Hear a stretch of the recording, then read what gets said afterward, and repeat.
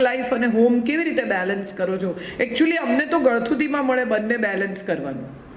3 વર્ષની નાનકડી દીકરીને તમે ઢીંગલી આપો, એને માં કેવી રીતે બનવું એ શીખવાડવું પડે છે. હા કે ના? એ પોતાની મેળે આમ જ ઉપાડે. એને રુજુતા, એ કોમળતા, એ માતૃત્વ ક્યાંયથી બહારથી નથી મળ્યું છે? એની મમ્મી એને શીખવાડ્યું કે બચ્ચાને આમ ઉપાડાય ના. એણે આમ જ ઉપાડ્યું. પહેલી વાર ઢીંગલી હાથમાં લીધી ત્યારે એણે આમ જ લીધી. કેમ? કારણ કે એનામાં માતૃત્વ ઇનબિલ્ટ છે. તમે 3 વર્ષના છોકરાને ઢીંગલી આપી જુઓ. પહેલા વાળ કાપી નાખે, પછી આમ ઉપાડી જુએ, પછી પગની જગ્યાએ હાથ લગાવે, હાથની જગ્યાએ પગ લગાવે, પછી જુએ કે આ નવી જાતનું પ્રાણી કેવું લાગે છે. આમાં કશું સારું કે ખરાબ નથી, આમાં પ્રકૃતિ છે.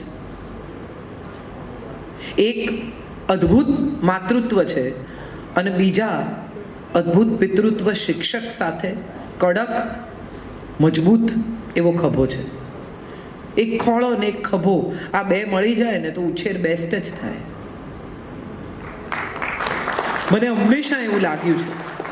એક પહાડની ઊંચાઈ છે, બીજી ઝરણાની શીતળતા છે. એક દુનિયા બતાવે છે અને બીજી પોતાના બાહુપાશમાં દુનિયા સમાવી લે છે. તમે આ બેની વચ્ચે ક્યાંક જો ઉત્તમ ઉછેર કરી શકો તો હું માનું છું કે આપણી પાસે એક બહુ જ અદ્ભુત પરિવાર મળે. અને સ્ત્રીનું કામ છે ને પરિવાર બનાવવાનું છે. આ સત્વ પરિવાર બનાવવાનું છે. એની પાસે ક્ષમા છે, એની પાસે ધૈર્ય છે, એની પાસે સ્મૃતિ છે, એની પાસે ધૃતિ છે, એની પાસે પ્રજ્ઞા છે.